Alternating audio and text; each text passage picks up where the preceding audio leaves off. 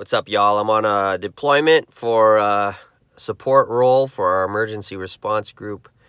It is not an emergency, but I've covered up all the logos for all the organizations that I am affiliated with so that when I make this commentary, I do not misrepresent the organizations because these are my views and my views alone. They do not represent the organizations that I am a part of for emergency response. But anyway, I just wanted to cover what's going on in the marketplace.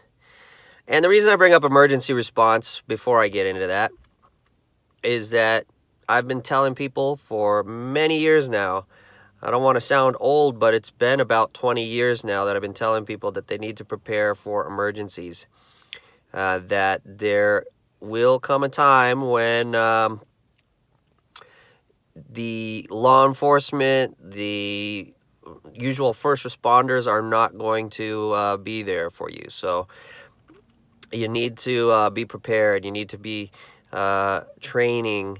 You need to know how to do things on your own. So like medical stuff, food storage, growing food, having water, firearms training, tactical training, how to clear a room, how to secure your house, although a house is not a very good place to secure, because I don't want you to get that false idea that you can just hold down in your house, build a fort there at your building, and you'll be good.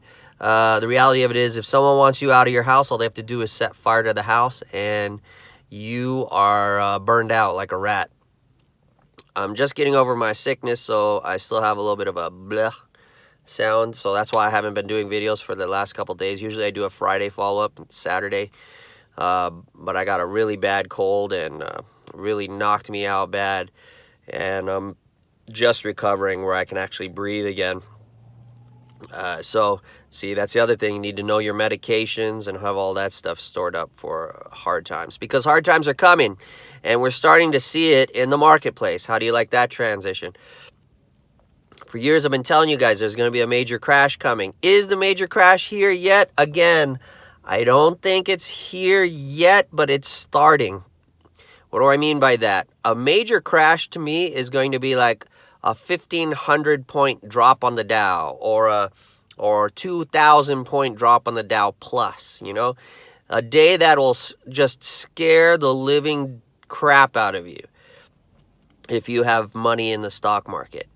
Your 401k, you're going to be like, oh God, what happened? It's a 101A, it dropped so far in the rankings, I don't even have any money left, That day has not come yet. When we have, to me, normal drops and rises are like 600 points, 800 points, things like that. We do not see anything crazy yet. So it's mainly volatility. Like on Thursday, we saw an 800 point drop and then an 800 point rally. We've seen it all throughout the week. Let me lower this a little bit so I don't get anybody in the picture that I don't want. So, what are we seeing? We're seeing a beginning of the inversion of the yield curve. What does that tell us? The yield curve is a very important indicator because it's one of the few things that the government and the central banks cannot screw with. Because the real lending, which our society is based on, occurs based on the yield curve, right? And it also determines fixed rates, okay, for lending. We live in a credit bubble society, and it's global. So if you want to blame President Trump for the economy collapsing, don't do it, because the reality of it is this bubble was built before he even decided to run for president. So he is just a symptom of the disease of credit. And I've been telling people, pay off your debts when you can and don't accrue or incur any new debts so that you don't become victim of this. Because the Federal Reserve started raising interest rates, and what I've always said in many of my videos is that they raise rates until something breaks. We're starting to see that breaking occur. Okay, so just think about it. You're a lender, okay?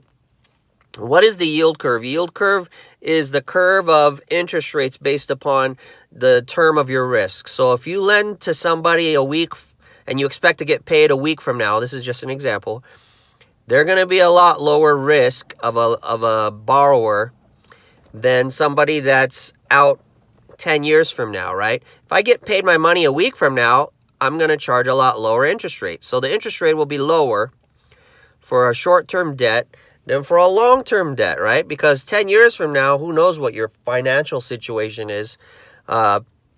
You could be bankrupt in 10 years and you may default. So the higher the chance of defaulting over time, because, over time we start to take our money and we spend it in other places rather than dedicating it to the bills we're supposed to pay. 10 years from now, you may not pay me back. So the default risk is higher. So a normal risk yield curve is short-term rates are lower than long-term rates, right? To compensate for the time value loss of money plus the risk of default.